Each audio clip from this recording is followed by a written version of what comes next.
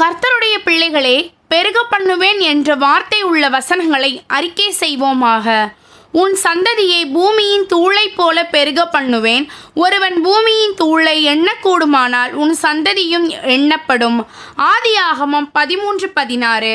பின்னும் கர்த்தருடைய தூதனானவர் அவளை நோக்கி, உன் சந்ததியை மிகவும் பெருக பண்ணுவேன், அது பெருகி எண்ணி முடியாததாய் இருக்கும் என்றார். ஆதியாகமம் 16:10. நான் உனக்கும் எனக்கும் நடுவாக என் உடன்படிக்கையை ஏற்படுத்தி உன்னை மிகவும் திரளாய் பெருக பண்ணுவேன் என்றார். ஆதியாகமம் 17:2. இஸ்மாவேலுக்காகவும் நீ செய்த விண்ணப்பத்தை கேட்டேன். நான் அவனை ஆசிர்வதித்து அவனை மிகவும் அதிகமாக பலுகவும் பெருகவும் பண்ணுவேன். அவன் 12 பிரபுக்களை பெறுவான். அவனை பெரிய ஜாதியாக்குவேன். ஆதியாகமம் 17:20.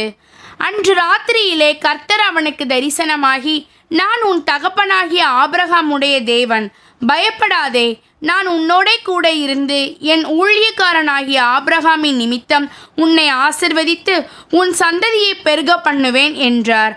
ஆதியாகமம் 26:24. தேவரீரோ, நான் உனக்கு மெய்யாகவே நன்மை செய்து உன் சந்ததியை எண்ணி முடியாத கடற்கரை மணலைப் போல மிகவும் பெருக பண்ணுவேன் என்று சொன்னீரே என்றான். ஆதியாகமம் 32:12.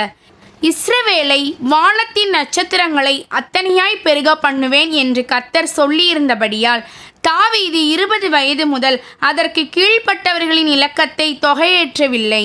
1 நாளாகமம் 27:33.